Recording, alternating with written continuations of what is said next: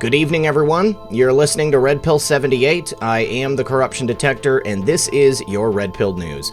Hope everyone's having a lovely day, and I wanted to say Happy Easter to everyone. I hope you're enjoying this special time with your family and your loved ones and celebrating the return. Now, today I want to tell you about our guest that's going to be coming on the program to have a conversation with me. He is author and researcher Shaun Attwood. Shaun has many books, including a crime series on the war on drugs, including Clinton, Bush, and Clowns in America Conspiracies, American Made, Who Actually Killed Barry Seal, and the Cali Cartel, and it goes on and on. He's a very talented author, he's a very interesting guy, and we're going to be talking with him for about the next hour. So please, everyone, do sit back, relax, grab your popcorn, and we'll be right back after a brief word from our sponsor. With ongoing shortages of gas masks around the world, Preppers Peak wants to extend a special limited-time offer: the military issue M15 gas mask. Don't miss our limited-time offer on the military gas mask. Your health and well-being are the most important, so act accordingly. Invest today, and you won't regret tomorrow. The military gas mask was tested against a variety of chemical warfare agents, including GB and HD, and third-party testing provides you assurance that this respirator is effective against chemical warfare agents. With a limited supply, only the Israeli M15 gas mask is a must in every household. Don't miss your opportunity to purchase this mask while supplies last. You can get it at www.getagasmask.com. Once again, that's www.getagasmask.com. And remember, when you support my sponsors, you support this channel. All right, good evening, everyone. Thank you for joining us today. My guest is author and YouTube personality Shaun Attwood. Shaun, how are you, buddy? On top of the world, Zach. This is a luxury lockdown. Yeah. Having spent 6 years in the Arizona penitentiary, 26 months in Sheriff Joe Arpaio's jail system, where you are locked down and they can come in your cell day or night, big, bad, redneck guards, and yell, "Drop your trousers, spread them, and look at your bumhole." That is a lockdown. This is not a lockdown, and people are losing their minds. Isn't it insane? Get over it. Get over it. This is luxury. You've got Netflix. You've got Ozark season 3. Great show. Oh, man, it's Breaking Bad levels right now on that. I'm loving it. You've got all the time in the world to do things you've always wanted to do. Read those books you've always wanted to read. Get those yoga exercises going in the living room. Get your dance party going on, your house party going on. Yep. It is a bit crazy the way that the world is reacting to this. I mean, what is it like in England? I mean, I've seen some videos of people setting cell phone towers on fire. I saw some footage of, I guess maybe it was a sewer that was on fire. It looks like it's almost approaching like Walking Dead levels of insanity. There are a lot of conspiracy theories flourishing right now. Mm-hmm. And I don't claim to have any expertise in 5G. Just want to make that clear. Okay. I have tried to interview people with a range of perspectives. That's what my channel does. We're not just dogmatists. We're not just trying to all sing from the same hymn sheet and confirm each other's beliefs. Mm-hmm. And some people in the UK have been burning down the 5G towers. And there was a very controversial interview with David Icke on London Real. And it was like so watched. I mean, this thing, if they hadn't have bounced it off YouTube, it would have had 10 million views within days. Yeah. I've never seen a live stream like it. I was on the live stream and 64,000 people were watching the live stream. Then all of a sudden, poof, it's gone. And I did film with the London Real guys just a couple of weeks ago. I went to London. They sent a cab for me. Brian, brilliant guy. And congratulations to him on having all this success with David Icke. But man, that is a fine line he's walking right there with these YouTube people. And a lot of YouTubers now have got to be very cognizant of what's happening. Absolutely. We have to be very, very careful in the way that we present things. And that's one of the things that I like about your channel. I mean, you tend to bring in people who have, some level of authority, even if they don't necessarily agree with you. And you put out some incredible content. But how did you get to this point right here? I mean, you started out as bright-eyed and bushy-tailed coming from England to America, and you had a very, very different path initially. From a little town in between Liverpool and Manchester that is a chemical manufacturing town, so I didn't grow up with much money. When I was a kid, I had an unnatural interest in the stock market. Age 14, my economics teacher is giving me classes on my own. At age 16, I'm already trading the stock market, and I was even trading the options market. And it was actually the 9/11 insider options trading that woke me up to how the world is really operates, how things aren't as they seem. But we could get to that later on if you want, because people Sure. have asked me about the insider trading prior to coronavirus.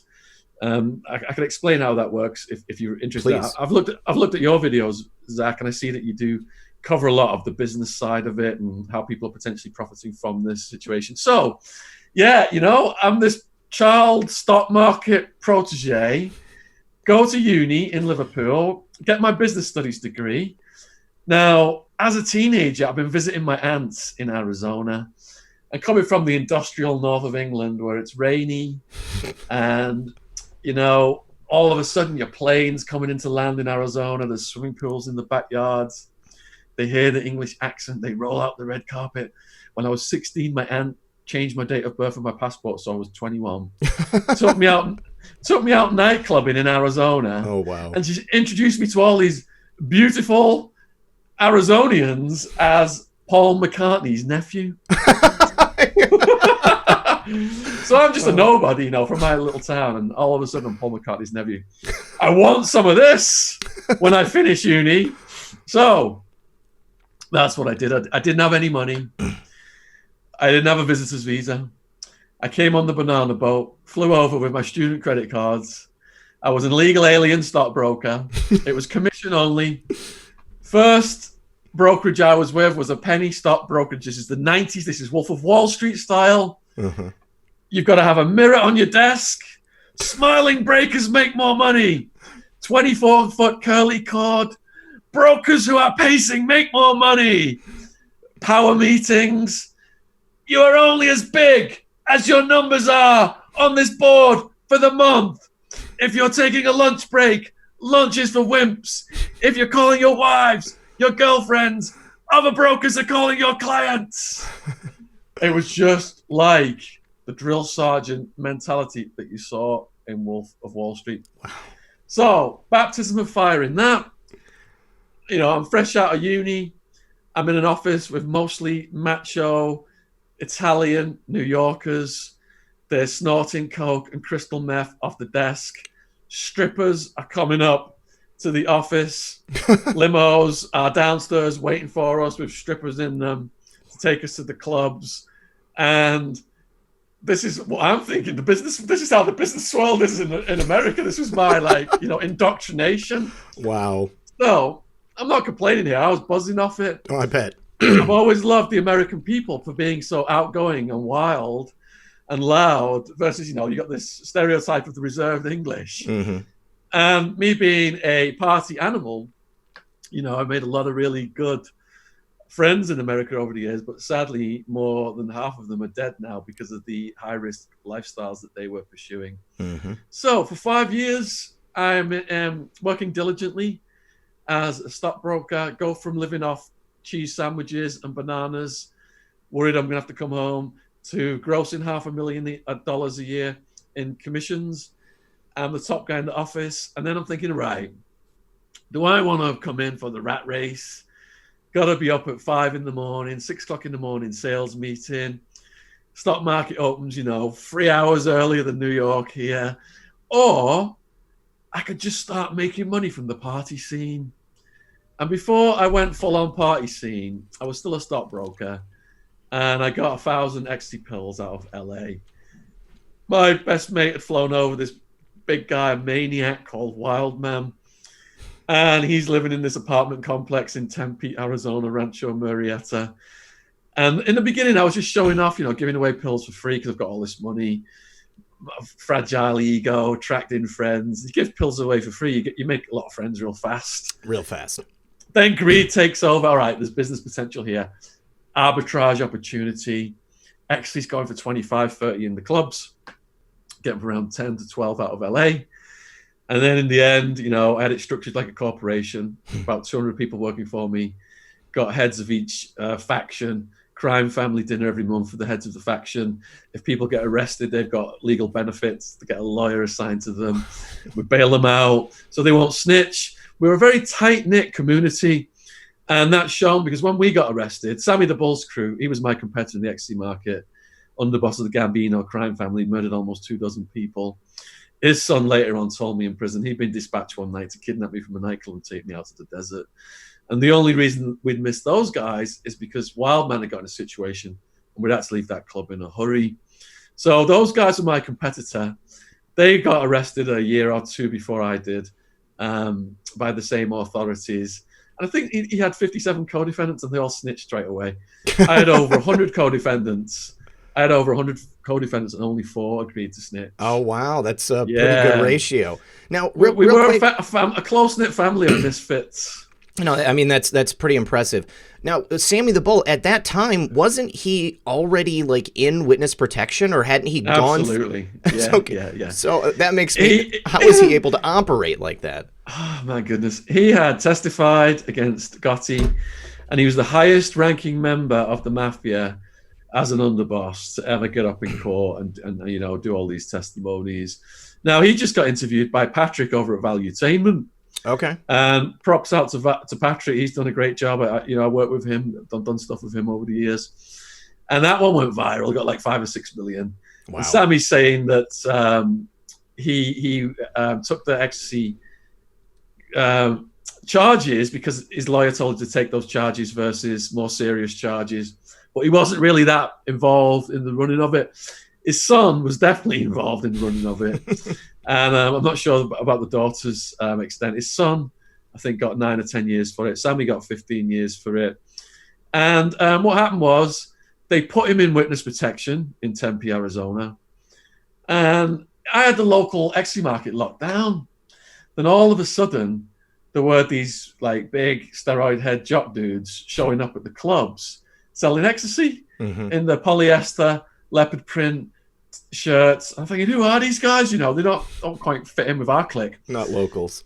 And then I was married to a bisexual woman. She was very intelligent, university graduate, but she was doing lesbian internet porn when I met her. And one of her lovers was dating one of these steroid head guys. And through the women, they brokered a meeting. And I was curious. Wow. I'm thinking, all right, I'll go and meet these guys, find out what they're about. I had no idea about Sammy the Bull at this point. So we go to a bar in Tucson, Arizona, Heart 5. There's 2 of them. One's called the Spaniard. There's this massive guy called Mark, 6 foot something, His biceps are bigger than my head. I've got one of my bouncers with me, Rossetti, one of the Rossetti brothers. He's packing a pistol. He's watching out for me. They don't know he's in there. So they take me through to this back room, and they start saying, look, English Shaun, we know, you've been in the business for years, and you've got a lot of connections, and you're doing good. We're getting our pills at a certain price. We think we could do you a better deal. Why don't you start buying your pills through us? Now, I was aware that importing tens of thousands of ecstasy pills, potentially somebody could die. Ecstasy, it's very rare that somebody dies from it, but it can happen if they have a medical condition or if there's a toxic substance in the pill. If there's a festival and the news says a bunch of people die from ecstasy, that's not ecstasy because that many people can't possibly die. Right. It's because of these toxic substances in the pill. So there's a website called Dance Safe, and I bought testing kits because I couldn't go out and get the pills from Holland. I had to send people. And these testing kits turn that pill like a purple-blue color. then you know you've got a good quality pill. Mm-hmm. Should be 100, 125 milligrams of MDMA in clay, like a beige speckled pill. Looks good. So Sammy the Bull's crew had colored pills that they were offering me. Mm-hmm. And my response was, I've got a reputation for having good quality pills. You've got those colored pills. I'd rather stick with my own. And the big guy, the steroid head, jumps up and goes, who the F do you think you are, disrespecting our pills? Don't you effing know who we work for? One call to Sammy the Bull and we can have you taken out to the desert. Mm-hmm. Now, I didn't know if he was full of baloney or what, but I knew about Sammy the Bull from the news, and he was a heavy character. Now, I wondered how long the peace would last, and what happened was my top sales guy, Skinner, they lured him to a nightclub in Scottsdale under the pretext of doing a deal, took him to the men's room, knocked his teeth out, took all of his pills, all his money, his gun and everything. And that's when things started to get heavy. And I do talks to kids now, and I tell them, you know, you think it's fun, you think it's cool. I thought I was Mr. Cool Guy living in $1 million house on the side of a mountain. And drugs do start out like that at first, but it puts you on that path and you cross over into the dark side of drugs. Mm-hmm. And like I said to you, more than half my friends from back then are dead. And that's not from natural causes. That's because of the high-risk lifestyle they chose. So when Sammy the Bull's people knocked the teeth out of Skinner, I thought, all right, my shield is the heads of the factions below me. Yeah, there's all these levels below them of middlemen and street peddlers. But once that shield gets penetrated, I'm next at the top of that pyramid. Mm-hmm.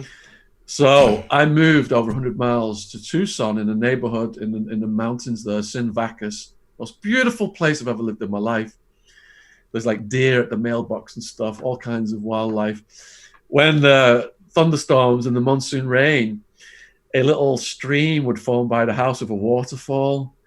It was honestly a gorgeous place. Mountains of Tucson, Catalina Mountains. Paul McCartney lived along the range there. And yeah. And Joe Bonanno Sr. of the Bonanno crime family, retired mafia boss. He was the longest running head of the Mafia Council, never got whacked. He was up there as well. And to get into that neighborhood, you had to go to a guard at a gate with a barrier, and he would call the house, and you couldn't even get into that neighborhood unless someone from the house authorized the car to get into that neighborhood. So safe. So that's for my safety then, with the shit rising with Sammy the Bull, I had to get out of Phoenix. But I did have the protection of the New Mexican Mafia at that time, and they were far more dangerous than the people that Sammy the Bull was running around with. Now, the New Mexico Mafia, when you say that, who was comprised of that organization? Because there is an organization that we've spoken about many times on the channel before, the Arizona Mafia, which is essentially the Democratic elite and intelligentsia there in Arizona, people like Janet Napolitano and her lieutenants working with the cartels from south of the border. And the private prison industries as well. That's how they make so much money. It's just one big shakedown on the taxpayers. I've said it before, the taxpayers' money is a feeding trough. Mm-hmm. And whoever's in power gets to dole that money out and get a chunk of it right back in legal bribery called political contributions. Mm-hmm. Get your snout in that trout at the taxpayers' expense. And the problem with coronavirus is all that taxpayers' money that was getting doled out in those contracts, all those financial equations have been thrown out the window. Mm-hmm. So now that same political mafia are having to rejig the reasons to get the snouts back in the trout. So they come up with all these things now, how they're helping the people just to get that taxpayer money and put it in their own pockets. Mm-hmm. So, yeah, the political mafia are the most powerful. Wow. Well, no, I would say the enforcement arm of the political mafia is the CIA. Mm-hmm. I've written extensively. I've got a War on Drugs book series. American Made is a book I wrote about a CIA cocaine flying pilot called Barry Seal. I'm familiar. And my book that came out in December was Clinton, Bush, and CIA conspiracies from the boys on the tracks of Jeffrey Epstein. And my book that's coming out this year is Who Killed Jeffrey Epstein? I'm going to have a picture of Prince Andrew and Bill Clinton on the front cover. Yeah. It's probably pretty close to the truth. So once you moved away, how long was it before that you ended up getting busted, and how did that happen? So I arrived in America in 1991. Mm-hmm. And the SWAT team came May 16, 2002. And I'd met a woman, fallen in love. She taught me out the trafficking. And I'd stopped. I hadn't imported anything. And I was naive to the statute of limitations. I thought the cops had to catch you with a stash of drugs. No, yeah. All it takes is someone from your past to tell the police they've done a deal with you and they've got you. It's conspiracy. They've got a witness. And there was 10 witness statements. So I was back to stock market trading. I was in college studying Spanish. And I was on my computer that morning. And that's when the SWAT team came. Wow. So you hadn't even been dealing anymore. You had stopped, went back to stock trading? Yeah. Wow. But the investigation into me had been going on for about 5 years. My nemesis, Detective Reed, when he came in, when the SWAT people put us down, he just yanked me up by the cuffs. He's like, English Shaun, you're a big name from the rave scene. We finally got you. And when there was thousands of pages of police paperwork. And when I'm reading it all, this guy had been on my tail for ages. In restaurants, I'd be sat in a restaurant, I'd be on the next table, listening to me. Oh my God. Following me around. I'd be losing him in my sports car. Twin turbo Mazda RX-7 out of Fast and Furious 1. And then he'd go whining to the judge, we can't keep up with this guy, he drives so fast, give us a wiretap. Let's put a satellite navigation device on his vehicle. And that's how they got me in there. I remember it was dawning on me. I'd just been to I did a kickboxing class. I just did about 6 months of kickboxing. I'm glad I did before I went to Arizona, before the SWAT team came. And subconsciously, I must have known to do Spanish with the big Spanish prison population and kickboxing. The other thing, though, was I had my back, laser hair removal on my back, and the woman said, why don't you get your arse done as well? And I was like, yeah, my arse is quite hairy, but if I ever get arrested, it might be a defensive shield, dropping the soap in the shower and all that. And I was joking. And then the SWAT team came about a couple of weeks later. So I did have that defensive shield, fortunately. I held on very tightly to that soap. And I get asked that a lot. And sometimes when the adults ask me, not the school kids, I say, I dropped that soap so many times, but I never managed to get lucky. Oh, thank God.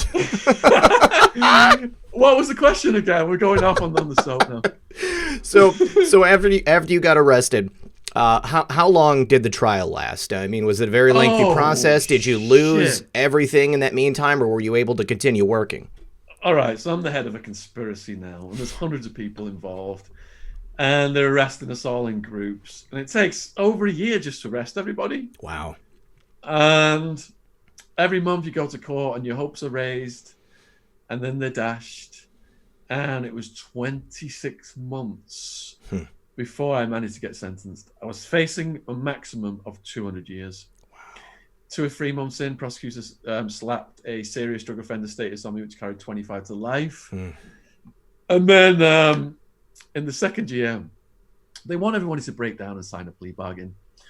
The jail system is a conveyor belt to the private prison system.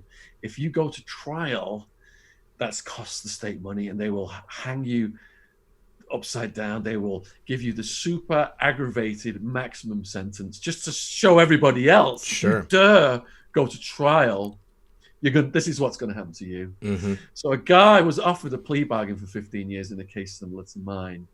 And he was like, that's too much. I'm not going to sign. I'm going to go to trial. And they gave him 200. And the prosecutor then said, we're going to do exactly the same thing to Attwood if he doesn't sign a plea bargain after 26 months. That's what happened. Now, a plea bargain isn't snitching. It's just you get up in front of the judge and you say, I am guilty to doing these crimes. And 98% of the cases in Arizona, people sign plea bargains. Prosecutor hated me because I refused to cooperate. She stopped my girlfriend from visiting me. who was my lifeline. In the second year, she charged my girlfriend with a prescription pill found on the day of the raid that didn't have a written prescription next to it, which is a class 6 felony.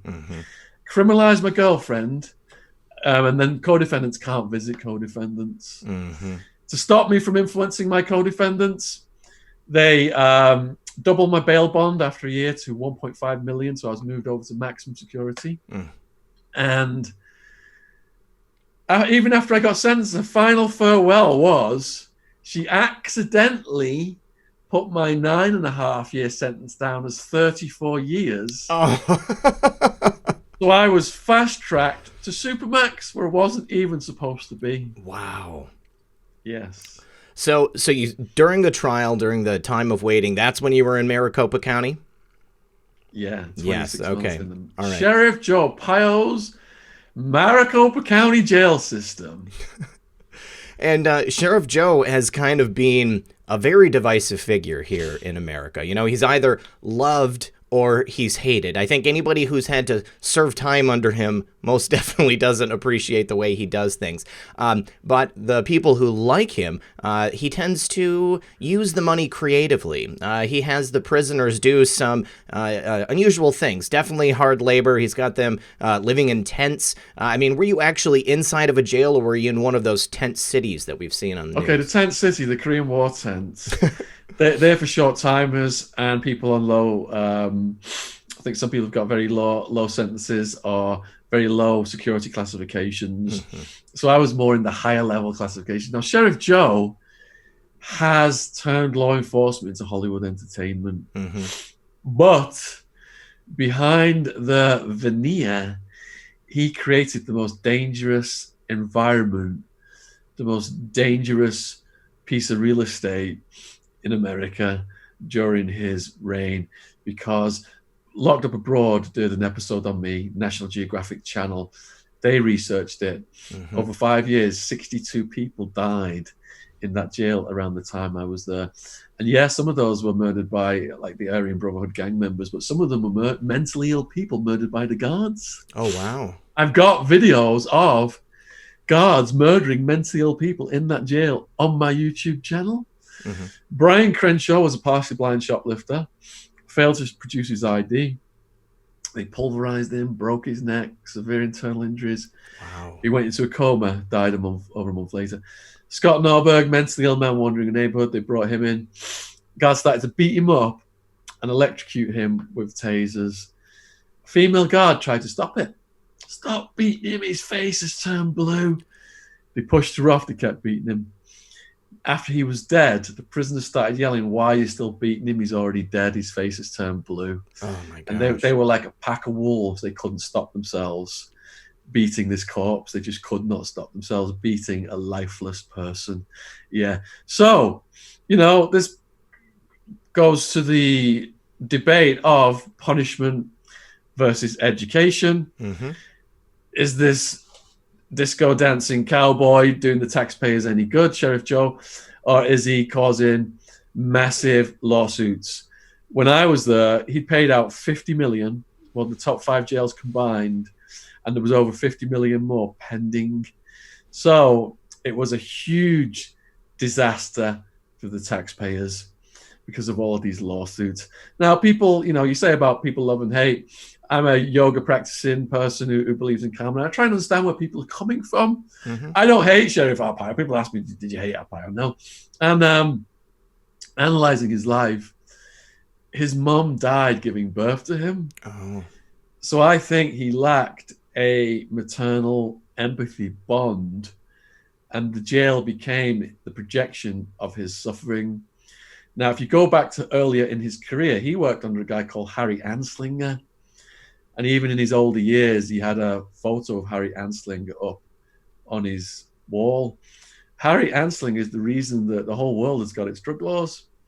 He was brought in to demonize and criminalize drugs at the federal level before the state laws were enacted.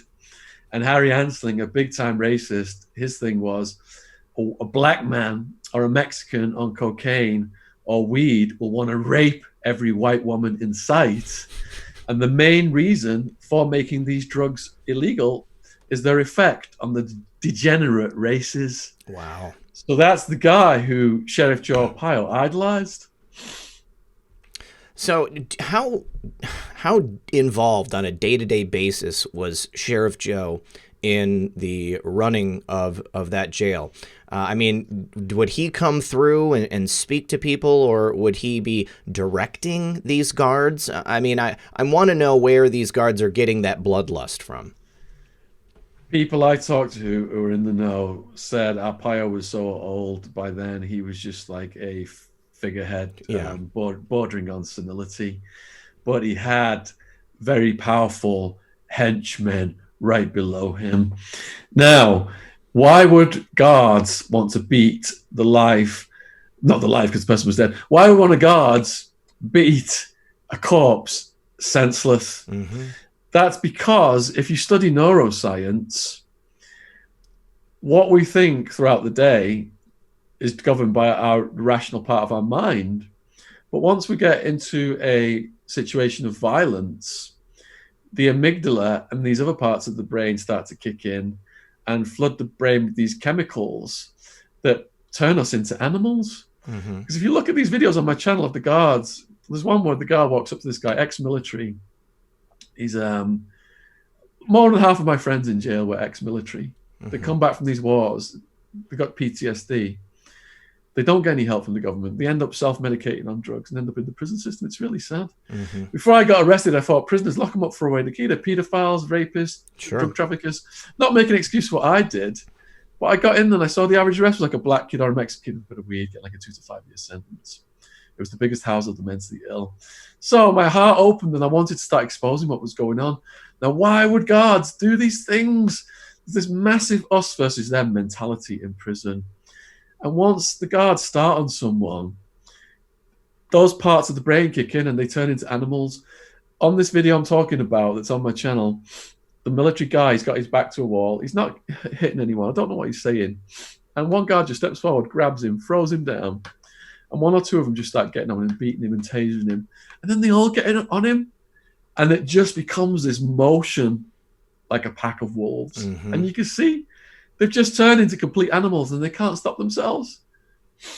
Wow, that's horrible. Let me ask you this then. Yeah. Those cases were caught on camera. Family members of the victims of the guards went to court, federal court, and sued for compensation. What do you think Sheriff Joe did to some of the guards who were found responsible in federal court for murdering those prisoners? I mean, I would assume they would probably be fired. I mean, you can't, if you're going to have people watching over criminals and you know, safeguarding them essentially, and because I mean, you can go in for a 2 to 5 year sentence. Obviously, you're hoping that you're going to get out. But if people are that insane, I mean, there's a certain level of psychopathy if you're going to be beating people to death. So yeah, I would expect that they wouldn't be working there anymore. Gave them promotions and pay rises. Oh man, that's really bad. Yeah. Not what I would expect. You know, and I hope that there's going to be some people watching this that are not going to like the idea that there's anything improper that Sheriff Joe did. Because for a long time he was seen as, and I think to many still, he is seen as kind of a hero to the conservative movement because he stood up to our former president, Barry Obama. And he paid a heavy price as a result of it. So it's very ironic that you know, this is the way it was. It's crazy to hear it from the point of view of somebody who is in there. Yeah, there's good and bad in everybody. I learned that in prison, and you know, I ended up getting protected by a guy later on, 2 Tonys, mafia, multiple homicide murderer, 741 years. He'd left the dead bodies of rival gangsters from Arizona to Alaska. He worked for the Bonanno crime family. And under the old school mafia code, never harmed women or kids. And because he had only murdered rival gangsters, he's top of the respect in the prison. He dictated his life story to me. And so in some interviews, people have said, how can a peace-loving guy like you from the rave scene have a relationship with a guy who's a multiple homicide murderer? Mm-hmm. 2 Tony said that by the end of it, he felt like I was the son that he never had. Oh. What I say is, I learned in prison there's good and bad in everybody. And if you focus on the good, it helps it to come out. Absolutely. Yeah, the world is not so black and white. I mean, you have to be able to see things as, a shade or a spectrum. So how long did you actually spend in prison? You said 26 months, or that was just the time that you were waiting for the Oh trial yeah, to that was just complete? getting started. That was just that was just in Sheriff Joe Pyle's hellhole. Okay. So I end up serving just under 6 total. 6 years. Okay. All right. Yeah, I Oh, did wow. lucky. I got lucky Yeah. because I got the lawyer that the New Mexican Mafia recommended to me, and he's a loophole lawyer, and as a first-time nonviolent drug offender who was on. They got me a loophole because I wasn't not a U.S. citizen. That was it. I wasn't a U.S. citizen. So I did get sentenced to 9.5 years, but I only ended up serving 5 3/4. Okay. And that cost a lot of money. If you don't have money, if I didn't have money, and it wasn't my money, my parents came up with the money. Oh, wow. They remortgaged the house. If they didn't come up with that 100 grand, I'd still be in prison right now. In America, you get what justice you can afford. And that's why the cops, when they're doing their arrest quotas, they go to the most disadvantaged neighborhoods. I heard one cop say, I just go to the black neighborhood, make drug arrests. It's like shooting fish in a barrel. They have arrest quotas.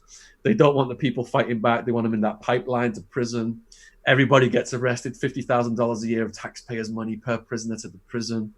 If they're arresting rich white kids, they may be related to politicians or judges or prosecutors. These guys have the resources to fight back. So the prison industrial complex and the war on drugs perpetuates itself by cannibalizing the most disadvantaged people in society. It's really a shame the level of corruption that we have here in America, and it's pretty much endemic all across the globe at this point. And this is one of the reasons that I really like President Trump. I'm a huge fan because it seems like things are starting to get cleaned up from the ground up. And I don't know if you've seen, but there's been quite a few arrests of local politicians from Chicago to Baltimore to Pittsburgh, and there's also been some movement within police departments. There are many police officers who are here to protect the people and serve, and anytime you have somebody like the people you were just talking about that will target people and put them into the system just for the quota, just for the money, it gives everybody a bad name.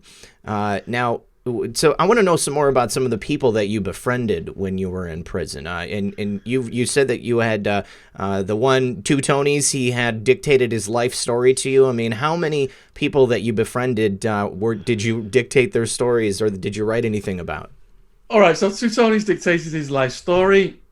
He came into the Bonanno crime family under Charlie Batts Battaglia, who was a whacker of gangsters, and he disposed of people and whacked people from coast to coast and never got caught.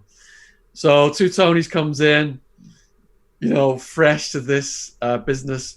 Bats is the stereotype out of a movie like The Godfather. He's got the Antony and Cleopatra cigar and the pinky ring and the hair swept back and the suit, the three-piece suit.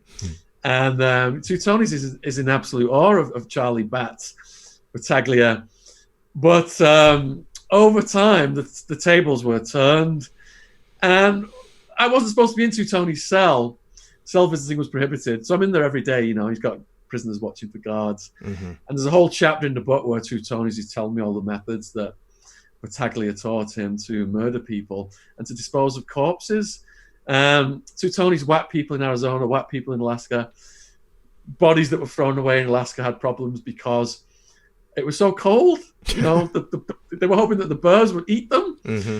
and that they just were frozen and preserved versus the heat, can make the body rot much faster. Mm-hmm. And when he was burying bodies, they dig like really deep, bury the corpse, put dirt on top of it, and then put a dead animal on top of that. Mm-hmm.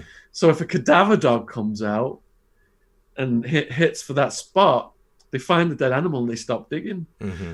But no crime family, that was, whacking people on an industrial scale, the mafia. So they just invested in funeral homes and they had double-decker coffins. Oh, wow. And if people are interested in reading that book, sadly, Two Tonys did not live long enough to see its publication. But it's called The Mafia Philosopher, Two Tonys, and it is on Amazon worldwide.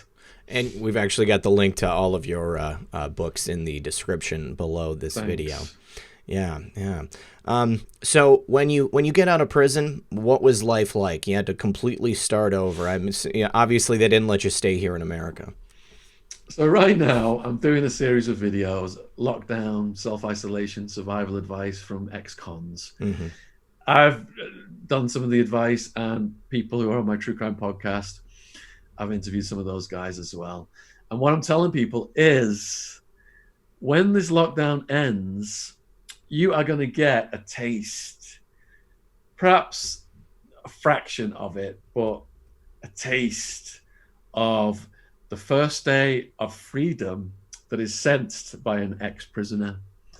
Now, my deportation was quite convoluted. I had to go from prison in Arizona to a deportation camp, federal facility in Arizona, to Connor across California, and Arizona and California. It was mostly Mexicans who were being deported. Mm-hmm.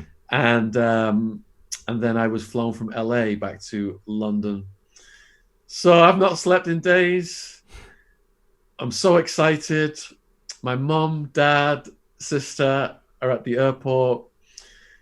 And there's actually a bit of video footage of me. I look really bugged out. I've got like all this stubble. You can see I've been through something. A bit shell-shocked. And just being able to hug my mom, though, my sister, and they're crying. And they took me for Indian food right away.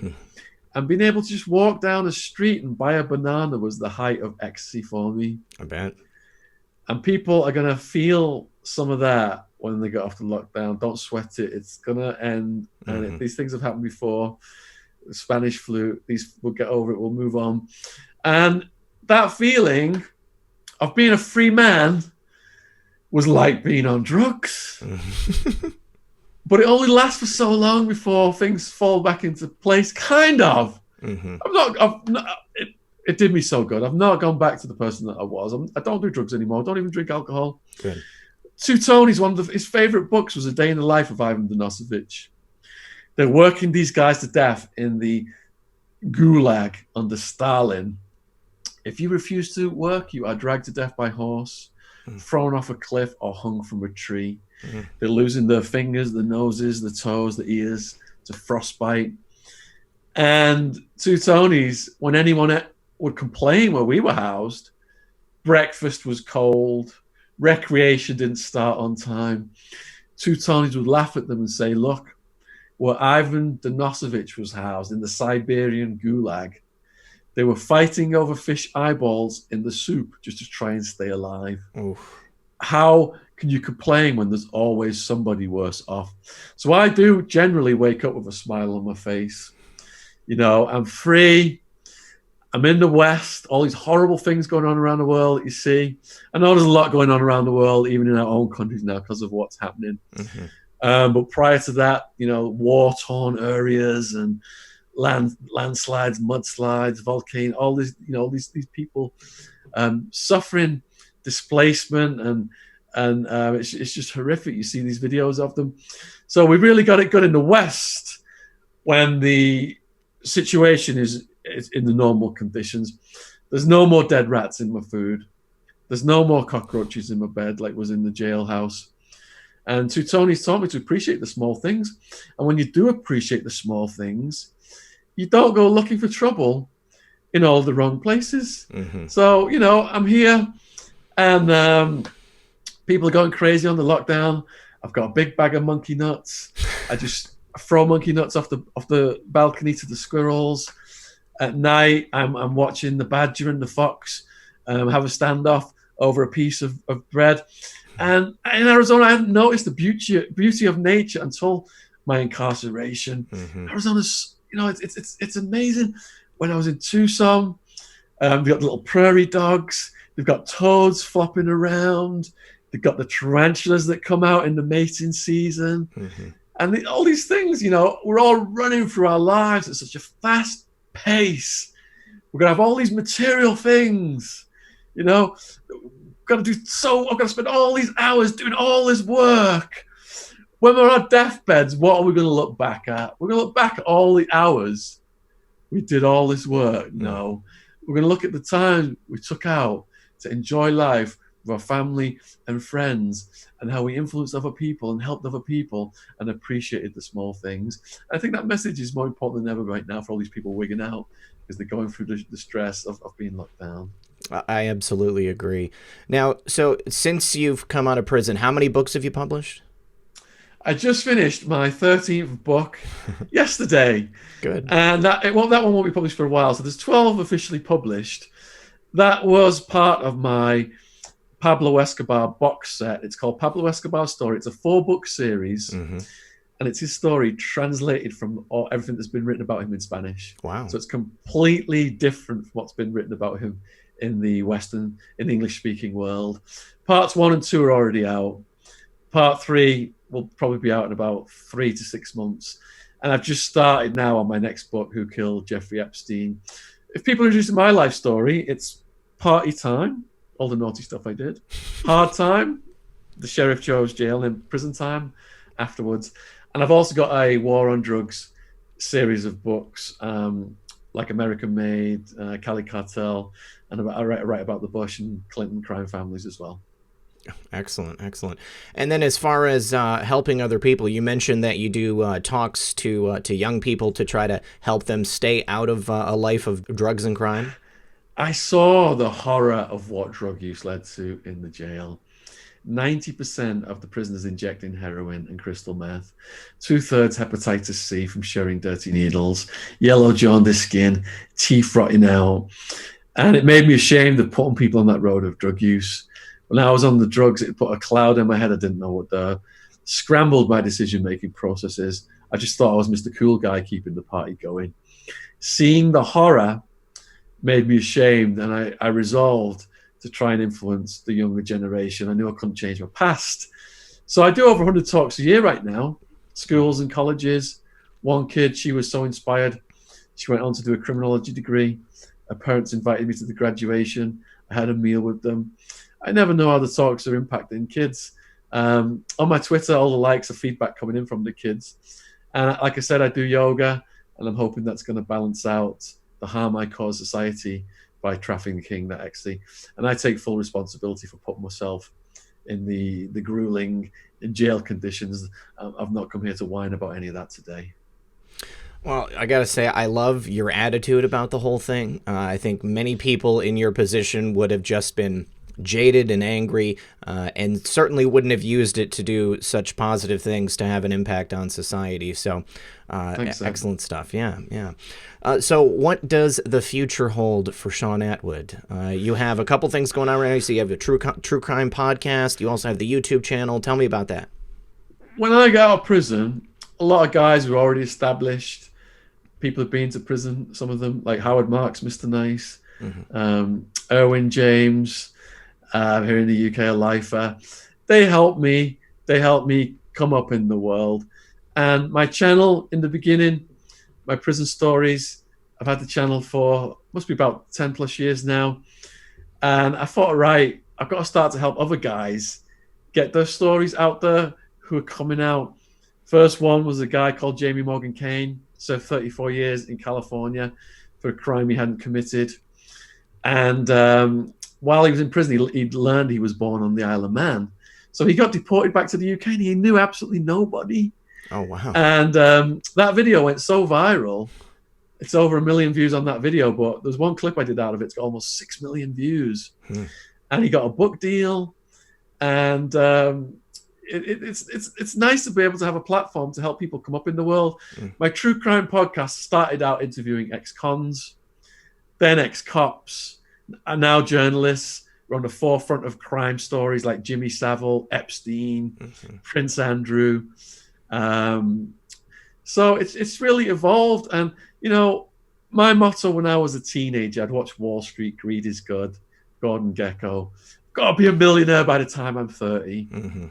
I put all that stress on my system. Yeah, I did it. But I burnt out. I self-destructed. I went down that dark path of drugs and addiction, and had to rebuild my life from scratch. Prison forced me to mature as a person and come out somebody else. So now I'm just seeing where it's all going. I don't have a 5-year plan, a 10-year plan. I don't think like the Chinese anymore. I used to tell people when I was a teenager, I'm like the Chinese. I think so long term. I've got this plan. I'm going to do this and this. But now I just wake up, smile on my face, throw some monkey nuts to the squirrels, get my breakfast cooked, get on my computer, do my work, and just thank, I'm just so thankful that everything's going great. Everything is going absolutely great. I'm loving this luxury lockdown. It's a time for reflection and introspection, and it's a reminder to me of the discipline that I had in prison that I dropped, because you go through various stages of adaptation. In the beginning, you're in shock. I'm getting used to the sounds of heads getting bashed against toilets, bodies getting thrown around. Prisoners are coming up to me saying, get that look off your face, that's going to get preyed on. 6 months later, I've got dead eyes. You can't show any sign of weakness, or it's going to get exploited. But inside, you're still feeling it. Your adrenaline, is going like crazy. But by the end of it, Two Tonys was laughing. He said, you are running a business out your cell with your blogging and your writing. All these prisoners getting pen pals out of it. Books getting sent in. We were filling the prison library. It was like Shawshank Redemption moments. So that discipline, to an extent, I dropped it. I had a workout partner, I had a personal trainer in prison called Iron Man. And now I can feel it. All my prison techniques are coming right back. Mm-hmm. And for people who are stressed out on lockdown, what I say is find someone who's been in prison and ask them about it, because the prison population's got a wealth of knowledge right now that can really help the average person deal with this situation. Absolutely. Now, how were you able to blog from inside the prison? What happened there was my aunt, and she's dead right now, she visited me in maximum security in the Madison Street Jail, Phoenix, Arizona, 2004. And in these max security visits, the visitor comes in a cubicle behind a plexiglass screen. One hand is, my cubicle is chained to a desk, and my other hand is holding a phone. So I can't hand anything to my aunt. Mm-hmm. But I could release personal property to my aunt from the visitation officer. And what that means is legal paperwork, old books, letters. So the way I started writing things down was using a golf pencil. Mm-hmm. If you're in England and watching this, that's like a betting shop pencil. Mm-hmm. That was sharpened on the door. I was allowed paper, and it's so hot in 50 degrees in the Sonoran Desert in the summer. That's the UK scale, so that's 120 somewhat on the American scale. Wow. The first pieces of paper that was smuggled out by my aunt, they're like all scrunchy to this day because they were just sweat soaked from me just writing, and just all the sweat just dripping off me. Now, you have to fill out what's called a tank order that you get from a guard to request to do a property release.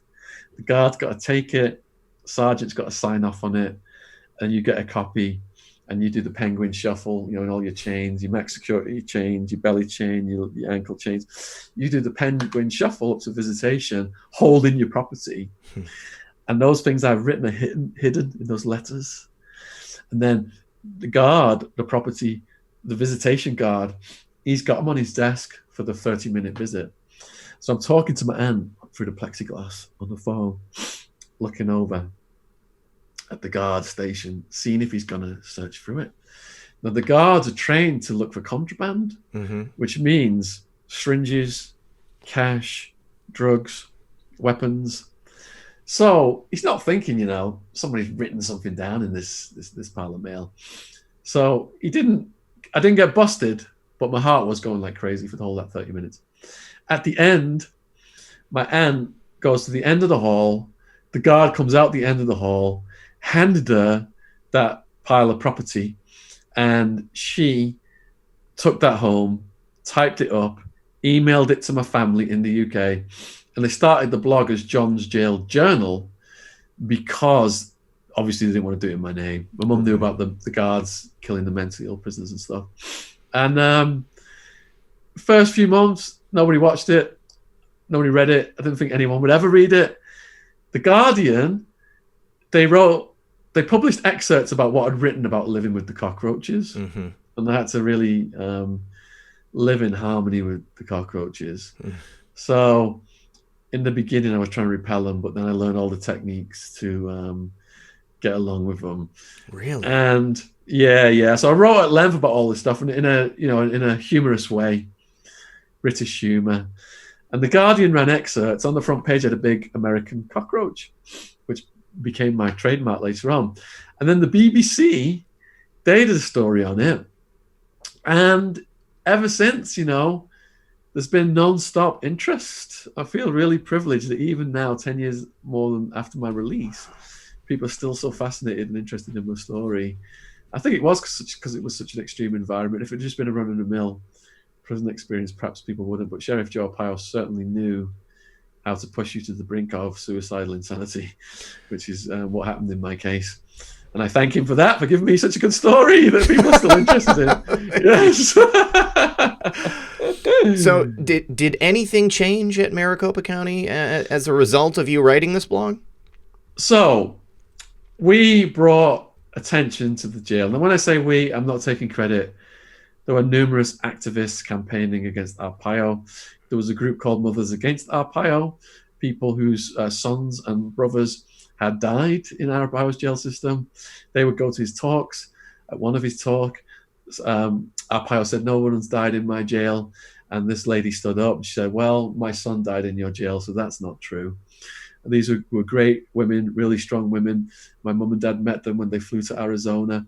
So there were a number of activist groups, and there were also a number of lawsuits and lawyers filing about these people who were getting murdered, and there was all this attention. And the maximum security jail was very old. That's why it was so cockroach infested. So all these factors combined to get that jail closed down. Mm. But Sheriff Joe Arpaio just opened a new high-tech House of Horrors down the street. So a lot of that stuff was still going on until he got kicked out at the last election. Wow. All right. Well, we're almost out of time, Shaun, but I've got one more question. How do you live with cockroaches? What do you mean when you say that? Oh my goodness. How much time have we got? We'll go as long as it takes. All right. So let me just have a quick swig of water. Okay. My first year, I was in Towers Jail, medium security. And we went for a bail bond reduction hearing. And like I said, the prosecutor had it in for me. She sabotaged that hearing, and the judge doubled my bail from $750,000 cash only to $1.5 million.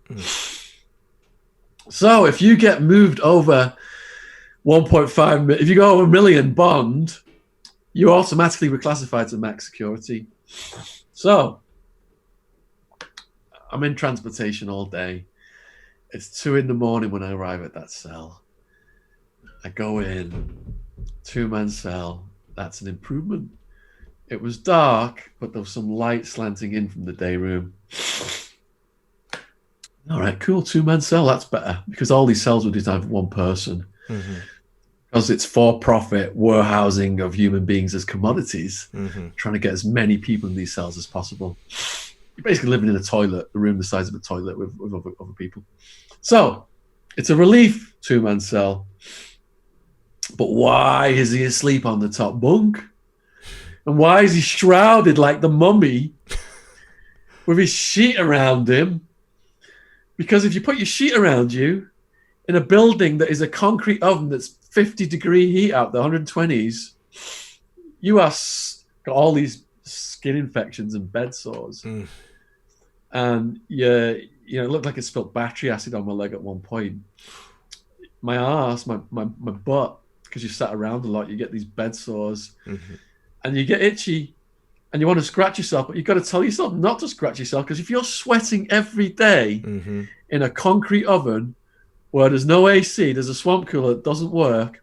The only time it works was when the county health inspector walked through the building, and as soon as the county health inspector left, it went back to the broken setting. And what I mean by that is we'd ask the guards why it isn't working, and they say it's broken. Every day it's broken because they don't want to spend any money. They're using heat as a form of torture. Mm-hmm. When you're sweating every day at that rate, your outer layers of your skin turn soggy.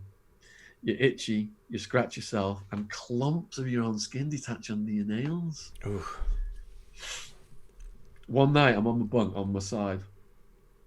The hardest part is trying to sleep in a pool of sweat with all the itchiness going on your skin. And one night, I managed to sleep on my side, and my ear must have filled up with sweat. Because when I moved, it all just spilt over my face, like someone was touching me. Just freaked me out. I woke up. So I'm thinking, how is he sleeping like that with the sheet wrapped around him? What's going on in here? So I'm walking in the cell, and something drops off the ceiling and bounces off my shoulder. I'm like, WTF was that? I'm looking at the wall and the ceiling, and there's like this movement. Swirl, the wall is like swirling. I've done a lot of drugs in my time, I'm thinking, oh my God, I'm tripping. I've been up in transportation. I've not slept. I must be tripping. So I put my face right up to the wall, and it was covered in insects, American cockroaches, the size of an almond with their antennae sticking out. Yeah. Skinny ones. They move really fast. So then I look at where I'm going to be sleeping on the bottom bunk. And there's a bracket right there holding the bunk to the wall. And there's a hole next to it. And they're just pouring out of the bracket onto this bunk. Oh my God, how am I going to sleep on this thing now? That's why he was asleep on the top bunk. Yeah. So then I said to myself, all right, I'm just going to have to wrap the sheet around me, cocoon myself like the mummy, leave a breathing hole. So I tried that. And then my skin irritation was so much, I couldn't sleep. It just traps the heat to your body. So then I just threw the sheet off me, let them crawl on me, couldn't sleep. So they don't bite, fortunately. They tickle your feet, your legs. To this day, if anyone tickles my hands, I flinch. I woke up so many nights from tickling my hands. They get on your face, mouth, nose. The favorite place of all is going in your ears to eat your earwax. It's like honey to them. I ripped a little piece of towel. This is how I learned this. I ripped a little piece of towel into a face cloth. So I washed my face. And then I'd try and get the earwax out. I'd hang the cloth to dry underneath the combination sink toilet thing, and the cockroaches would get where I'd got the wax out, and they'd just be pulsing on the wax, just trying to suck all this wax off this cloth. So that's how I learned that. I had a neighbor at that point who was asthmatic, wakes up one morning out of breath, grabs his inhaler,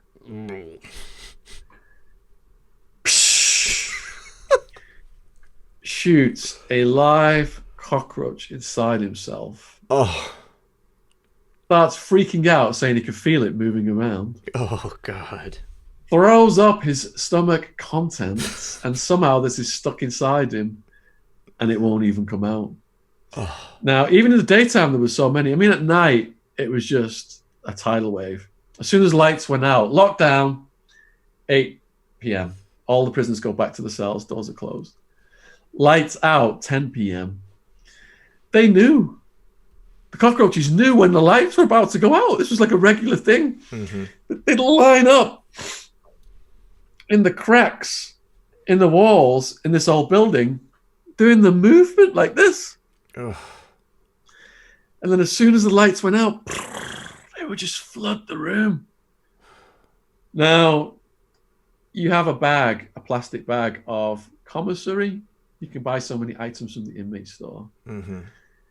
And you had to try and get a plastic bag and tie it off they would eat through that paper, and they would eat through your whatever you had, like a bit of peanut butter or some extra nuts. That's what I was living off. It was like, so for me, a Snickers bar was a meal. Mm-hmm. My $20 that I could spend a week sent in by my family. I managed to lose 2 stone, 28 pounds over the 26 months I was in there, but because the food was just inedible. But the Snickers bar was like a meal for me. Some people think that sounds luxurious. You had a Snickers in jail. No, it was like a meal. And I had to defend myself against murderers and rapists who want to try and take that Snickers bar from me. Mm-hmm. That's they're whole other stories. Back to the roaches.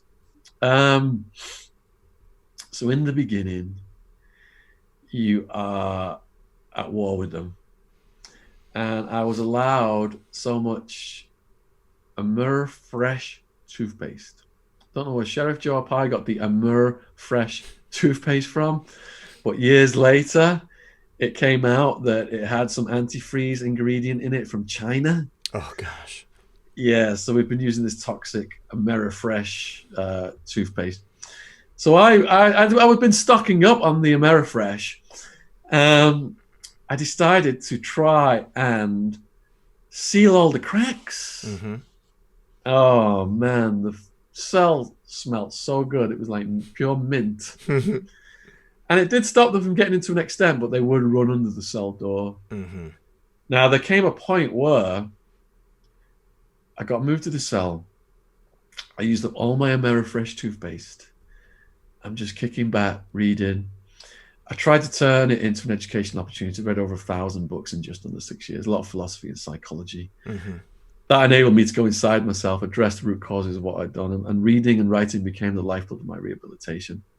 So I'm just relaxing in the cell, and next thing, there's an instruction over the intercom. Attwood, roll your shit up. You're going to like D-pod, cell, blah, blah, blah. And I'm thinking, oh, shit, I've used all my toothpaste. Let's hope it's a part of the jail that doesn't have any roaches. I got over there and it was one of the most roach-infested parts of the jail. Mm. And I went so many nights without sleep because you can't sleep when they're just crawling on you all the time. I started to hallucinate and hear voices, and I put a medical request in, and they had to give me medication to force me to go to sleep. Mm. And the medication clouded my mind, and I couldn't read and write properly. There was these side effects. And my sister sent me a book called Yoga Made Easy, and she insisted that I try it. And I tried the meditation part. So I've got these black and white striped trousers. I've got these pink socks.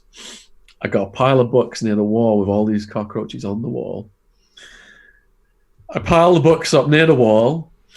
I'm in the cross-legged position. I know the roaches are going to crawl on me, but they'll just be on the socks and they'll be on the trousers. They won't go on my skin, which will be too much to. And I sat there meditating for hours on end every night. And at first, I couldn't stand it. You concentrate on the breathing, your thoughts are going to stop, all this nonsense. A fast-paced person, how is my thoughts going to ever stop? This is ridiculous. But over time, I started to go on, not only did my thoughts stop, I went on visual journeys, and I got to see my loved ones and my girlfriend on these visual journeys. And it got my stress level so down that I ended up getting off the medication. Good. So meditation, holistically, is brilliant, and it causes the brain to release those anti-anxiety chemicals. There's an internal pharmacy in the brain, mm-hmm.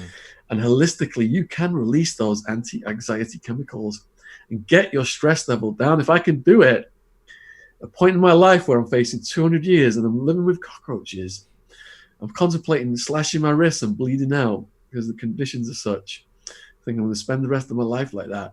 If I could do it, anybody watching this, please let that be your yardstick. If you've not gone through something tough in life, let my story, let my living with the roaches be your yardstick. So now I come out the other side of this now, and I'm off the medication.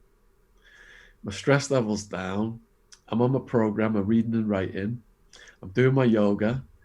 You know, I'm upside down like a bat in headstand, lotus. Guard comes along at 2 a.m, shines his light on me. Yeah, Attwood, what are you doing here? I'm like, yoga. Thought I was crazy. So I make peace with the cockroaches, and I start to tune into their behavior. If you're gonna live with someone, if they're gonna be your cellmate permanently, there's nothing you can do. Mm-hmm. You got to live in harmony with them. And I noticed that they communicate through chemical signals. So if prisoners start, slamming them with the shower sandals and trying to splat them and things like that, they release a signal, and then these warrior ones come running under your door, like, we're gonna get you. Wow.